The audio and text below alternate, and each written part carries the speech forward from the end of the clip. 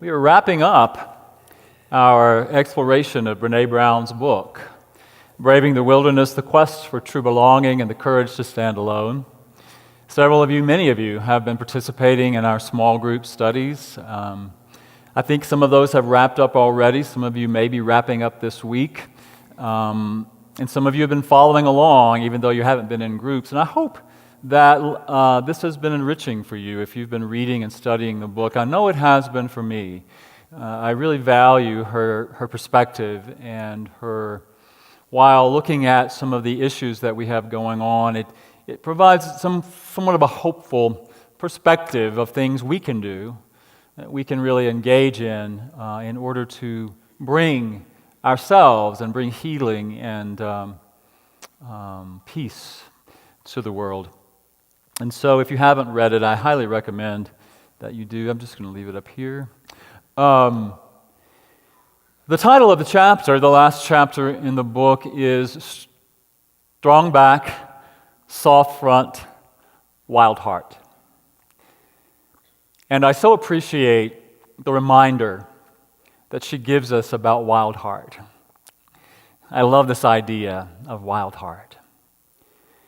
That we all have this, we're all born with this wild heart. Not that it's a wild and that it's destructive or dangerous in any way, but this wild heart in that it's untamed, it's undomesticated, it's free, and it's who we have come here to be. That this wild heart is an expression, it holds our essence. It holds who you and I are individually as an expression of the divine. I'm not talking about necessarily the physical heart, although that's part of it, but it's more about this more expansive, open, spiritual heart, that where our essence, our spark, as Butterworth might call it, the Christ of us, our hope of glory, abides. And it's who we have come here to be and to express. I love this vision. I got this image of, as I was thinking and meditating on that this week, of it's like this space, this heart space, is like this unsevered umbilical cord that connects us to our source, that connects us to the source of the divine expression of the all, the creative life force energy, and that we are constantly always being nurtured by the heart of the Divine Mother. And we are always connected in that space of love and light and connection with each other. It's that web that connects us to all creation. And it's impulsing. It's like this heart that is just pulsing us into greater expression of itself as each of us. So I love this idea that we all have a wild heart. And Brené Brown talks about how we have to protect that wild heart. We have to protect it from criticism and judgment and our own criticism, our own judgment, so that we can truly stand in it and express it. Because when we don't express it, we are the ones who feel the pain of it. You know, when we're suppressing our wild heart, our truth, we feel it. It becomes depression sometimes. It becomes sadness. It becomes that suppressed power that each of us is.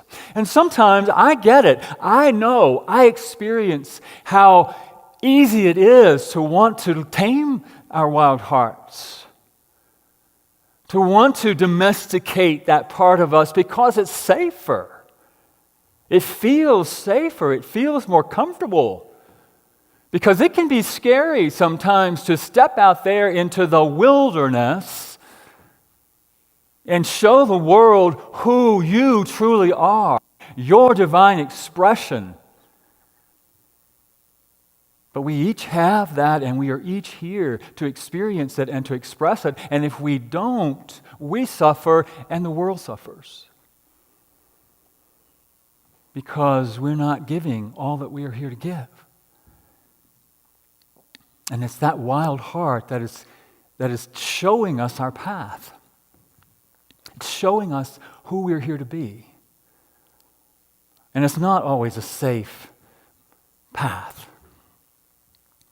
As she quotes in the book, early on in the book, Joseph Campbell said, if you can see the path laid out before you every step of the way, it is not your path. It is not your path. We have to make our own path by following our wild heart into the world and doing that with great commitment and care. And I think it is that really gives us a sense of true belonging in the world that she talks about.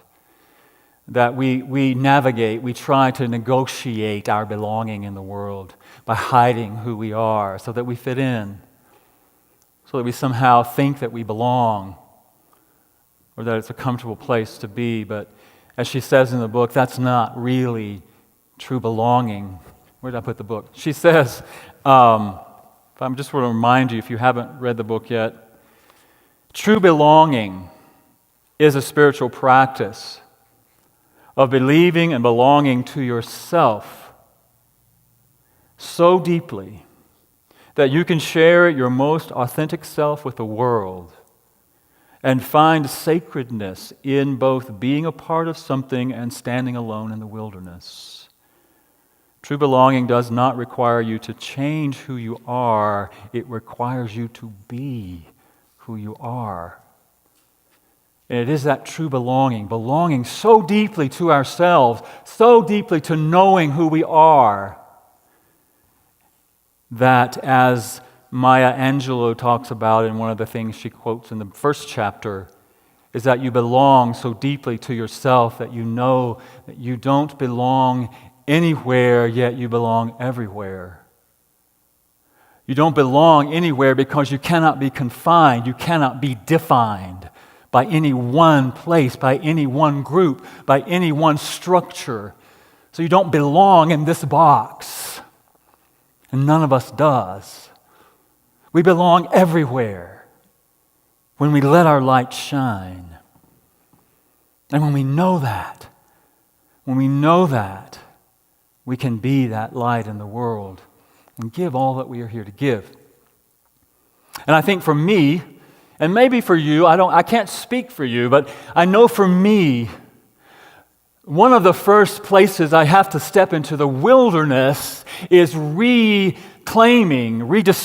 that wild heart that we all have. Because I know for me, sometimes I get so caught up in the woulda, shoulda, coulda. The judgments of self. And I allow other people to tell me what I could do, should do, shouldn't do. I allow myself to be defined, to be in the box, to be domesticated, to be tamed. And that's an uncomfortable place. Have you ever gotten to that place where you just feel like you're so confined, you just want to bust out and just, And I think sometimes we get there. But I think as we talk about that journey to finding that heart, to reclaiming our heart, can be our first step into the wilderness. Who am I really? Who am I here to? What am I here to express and give and share with the world? And then we can step more fully into that. But she talks about how important that is and how we have to protect that. And there again, I keep reaching for my book over there. She says, if I can, I don't think I marked it, but yeah. I'll read that later. So she talks about how we have to then create this strong back and have a soft front. She uses that from Roshi Joan Halifax. And in the top of chapter, the 7th chapter, she quotes her. She says, "All too often, our so-called strength comes from fear, not love. Instead of having a strong back, many of us have a defended front, shielding a weak spine. In other words, we walk around brittle and defensive, trying to conceal our lack of confidence. If we strengthen our backs, metaphorically speaking, and develop a spine that's flexible but sturdy, then we can risk having a front that's soft and open. How can we give and accept care with strong back, soft front compassion, moving past fear into a place of genuine tenderness? I believe it comes about when we can be truly transparent, seeing the world clearly and letting the world see into us. This idea of a strong back, that sometimes we protect ourselves, we stay in the box, and we present to the world this defended front because we're afraid of what the world is going to, how the world is going to treat us. We are afraid of ridicule and condemnation and criticism, pain of that. And so what she says about establishing a strong back is she uses the acronym BRAVING to give us some practices that can help us to develop that strong back so we can really express our wild hearts. And she says that B stands for boundaries. We have to have clear boundaries. And she's not talking about rigid boundaries that really end up creating this block, but being clear about what we're willing to accept, what we're willing to say yes to, and what we're willing to say no to, and knowing that that can be flexible. But setting very clear boundaries for ourselves helps us to have a strong back. R is reliability, which means that we do what we say we're going to do, that we make a commitment and we honor that commitment. We honor the agreement that we make with other people. Or, if we find we can't keep that agreement, we renegotiate the agreement. But we are reliable for ourselves and we are reliable for other people. So BRA is accountability. Accountability is really about accepting responsibility for yourself. That you don't blame other people when you feel hurt. That you don't blame other people when you are when things don't work out for you. That you own your feelings, you take responsibility for your feelings, and you allow other people to have accountability for their own feelings and their own experiences, although you can be present with them. So BRA, V is vault. And what she talks about as vault is honoring that some things are not ours to share, honoring confidentiality for other people and for ourselves, knowing what we want to share with other people, being clear about who we want to share things with, and being clear about what is ours to share. Vault. I is integrity, knowing what your values are, knowing what's important to you, and then living from those values. So being in integrity with yourself. N is non-judgment. And the way she explains non-judgment is not judging yourself for needing help. Not judging yourself, because what she says is that if you judge yourself for wanting and needing help, you're going to judge other people the same way. If you don't accept help, then you're going to be critical of other people who need help. So she's saying be open to that. Don't judge when you need something or when you are needing help. And then generosity is G. I like what she says about that. It's about holding the highest assumption that you can possibly hold about another, about their motives, about their intention, about their values, that you have the highest regard that you can possibly achieve, the assumption you make about another person. So BRAVING. If you don't have the book and you didn't follow all that, I recommend that you do, and you can find a lot of that online. But I'd also like to say that as far as that G, generosity, that it's important for us to have the same generosity for ourselves, to have the highest assumption that we can possibly make about ourselves as well as other people. What she says in the book is this practice that she suggests. She says, stop walking through the world looking for confirmation that you don't belong. You will always find it because you've made that your mission. Stop scouring people's faces for evidence that you're not enough. You will always find it because you've made that your goal. True belonging and self-worth are not goods. We don't negotiate their value with the world. The truth about who we are lives in our hearts. Our call to courage is to protect our wild hearts against constant evaluation, especially our own. No one belongs here more than you. So I would say, again, stop looking for evidence in the world to justify your negative assumptions about yourself. That I'm not enough, I don't belong. And we can go into a situation looking for evidence that we don't belong, looking for evidence that we're not enough, and guess what? When we do that, we find it. We find it. So if you're going to practice anything, practice going into a situation, going into a relationship, looking for evidence that you do belong, that you are worthy. And better yet, don't care. Know that you belong. Know that you're valuable. Know that you're worthy, no matter what. Just because you are. So when we can get to that place of knowing that, knowing we belong, knowing we're valuable, knowing that we're worthy,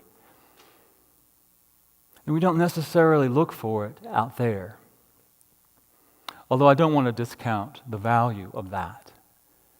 I don't want to discount the value of being with people who support you in knowing that you belong. Being with people who value you, who encourage you, who see the highest and best in you and help call you up to it. There is value in that. There is value in this idea of coming together. As we come together in this community, we see the highest and best in each other, and that's valuable. It's important. So surround yourself with people who see your good, see your value, see your worth, and help you to see it. That can be an important aspect for us. So this idea of strong back is knowing who you are, and soft front. As she says that we can, when we know who we are, when we know we're valuable, when we know we're worthy, we can be more open and vulnerable. We don't have to come into an experience or into a relationship like this, worried that we're going to be, our value is going to be questioned, or we're going to be criticized, or we're somehow going to find evidence that we don't belong or that we're not worthy.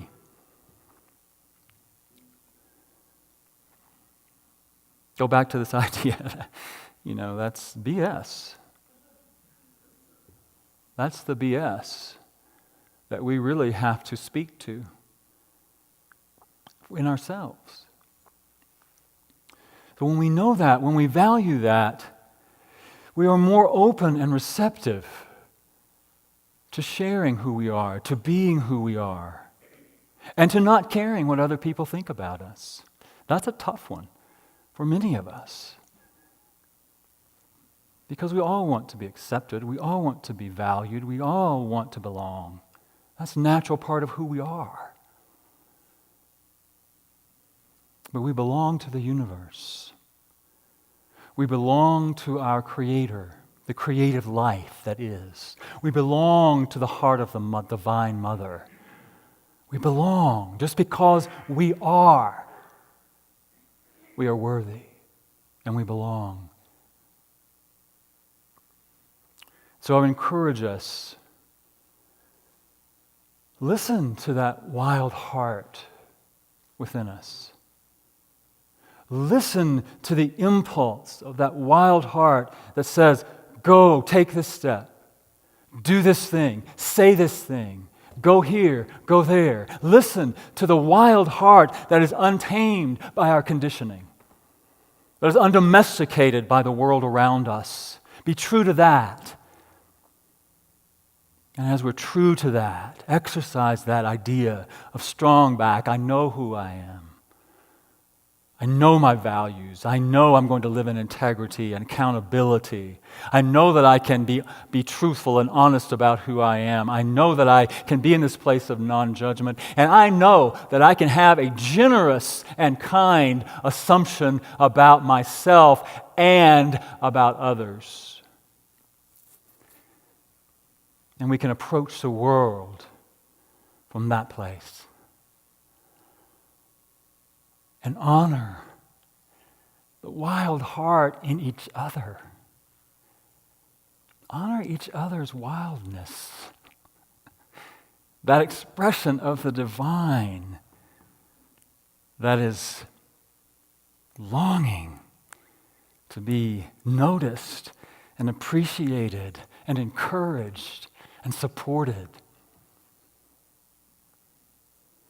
Because as we do that, as we come together in that is the power. That is what is going to change the world. That is what is going to bring us together.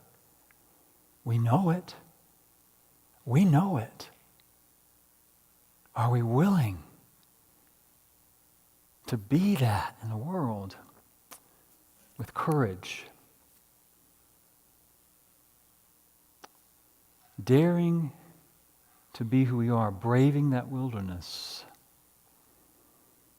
as we find that place of true belonging and the courage that it sometimes takes, well, always takes, to stand alone and to let our light shine.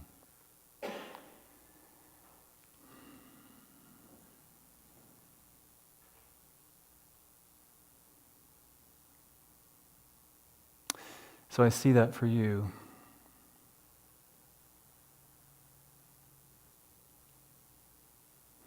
I see that for you as I stand here and I look at your faces. I look at who you are. And I see you. I love that. I see you. I see the light that you are.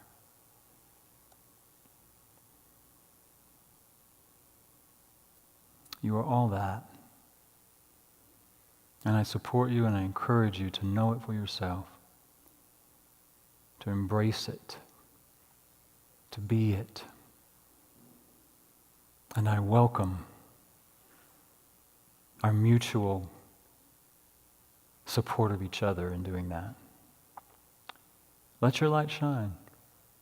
Let your light so shine that which you truly are, the Christ of your being, is glorified in your heart and in your mind and your actions and everything you do. So that is my encouragement today, and my encouragement as we move forward, as we complete our study of this book. Brave the wilderness. Brave the wilderness. Thank you.